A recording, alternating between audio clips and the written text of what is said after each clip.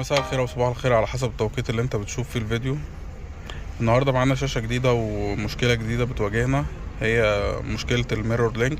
الناس اللي بتبقى عايزة تعرض التليفون على الشاشة، دي حاجة بديلة طبعا للاندرويد اوتو والابل كار بلاي، حاجة تانية يعني غير اوبشن شبيه ليه.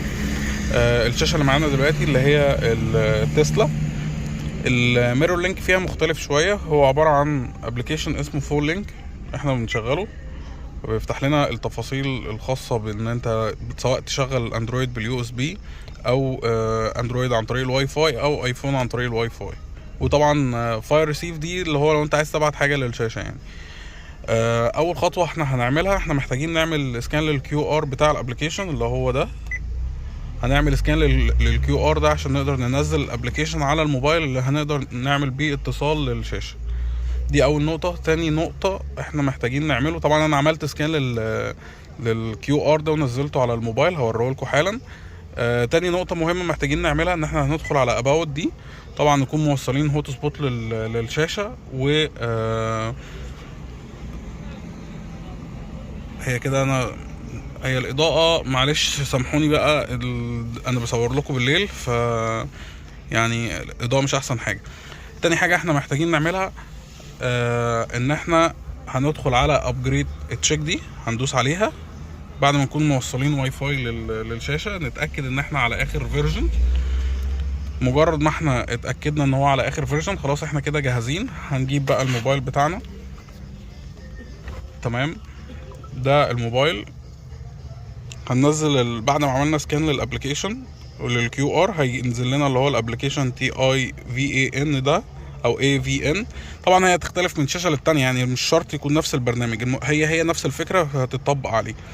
مجرد بس ان احنا هنيجي من الموبايل بقى نفتح هوت سبوت، لو احنا عايزين نوصل واي فاي هنفتح هوت سبوت للشاشه، تمام، زي ما انا عامل كده دلوقتي، عامل نقطه اتصال وموصل الشاشه عن طريق الواي فاي هنا. باجي للواي فاي هنا وبختار الهوت سبوت اللي انا عامله وادخل الباسورد بتاعه واربط الموبايل بالشاشه، تمام. وبعد ما ربطنا الواي فاي هنحتاج بس ان احنا نخش نختار الاوبشن اللي احنا عايزينه. ده لو احنا عايزين واي فاي، لو عايزين اليو اس بي مجرد ما هنوصل كابل اليو اس بي بس. طيب خلينا نتكلم على الواي فاي. هنشغل الواي فاي، هو هنا هيجيب لنا الخطوات كلها مشروحه هنا ببساطه جدا. هو دي قائمه الواي فاي اللي موجوده عندنا، تعمل كونكت للهوت سبوت زي ما احنا اتفقنا. هو هنا كونكتد خلاص ومتوصل، طبعا بيبقى برتقاني، ده معناه انه خلاص متصل.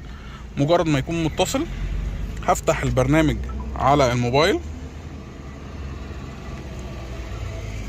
هاجي هنا على الموبايل وافتح البرنامج، تمام، واروح.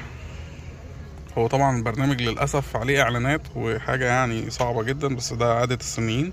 ده هو البرنامج، هفتحه وهاجي هنا وهاجي على علامه البرتقاني دي وادوس عليها. هو فوق هنا بيحمل شريط، ده معناها ان هو 80% من الخطوات خلاص معموله. هو هيكمل بقيه خطوات 80%، وهيقول لك رساله تاني، يطلع لك رساله كده على الموبايل، هيقول هتختار البدء الان. بعد ما تدوس البدء الان خلاص هو كده عرض الموبايل على الشاشه. لو انا خرجت هنا انا كده بتحكم في الموبايل والحاجه بتظهر لي على الشاشه، وانا كده اكون ربطت التليفون، تمام.